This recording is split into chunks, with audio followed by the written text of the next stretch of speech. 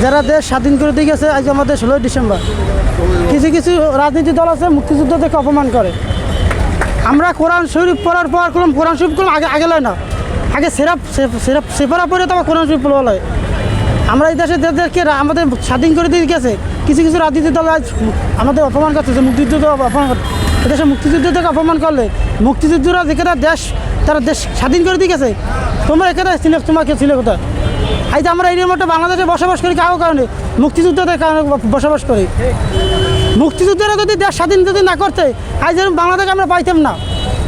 আজ মিডিয়ার মারফতে বড় বড় লেস্কার দেওয়ার কথা বলে, ওই লেস্কার বাদ দিয়া 71-এ তোমরা ষড়যন্ত্র ছিল, এখনও তোমরা ষড়যন্ত্র করো। বাংলাদেশে বসে যদি বাংলাদেশের জনগণের সাথে ষড়যন্ত্র করে, কোনো রাজনীতি দল এরকম রাজনীতি করতে পারে না। যারা ষড়যন্ত্র করে আর আমরা মনে করি এরা ইহুদি গোষ্ঠী, বাংলাদেশে বসবাস করে বাংলাদেশের জনগণের সাথে ষড়যন্ত্র করে। আমাদেরকে এই দেশে আমি আগেও বলতে কথা, সে আগে কোরআন শরীফ আগে লয় না, সে পড়ার পর তবে কোরআন শরীফ লইতে হয়। আগে আমাদেরকে মুক্তিযুদ্ধকে সম্মান করতেই হবে, তাদেরকে সম্মান করতেই হবে, তাদেরকে কখনো অপমান করা যাবে না। তারেক রহমান স্যার আসছে, উনি বিএনপির নেতৃত্ব দেবে, আইয়া ধানের শীষের নেতৃত্ব দেবে। ওনাকে দেশের জনগণ চায়, আমরা ওনাকে আরও আগেই ছিলাম, উনি বাংলাদেশের নেতৃত্ব দেব।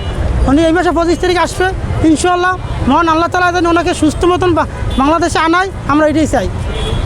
উনি আসলে যে আপনি বিএনপির রাজনীতিটা কেমন হবে?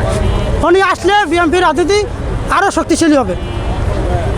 উনি বাংলাদেশের মাটিতে পাড়া দিলে আরও শক্তিশালী হবে।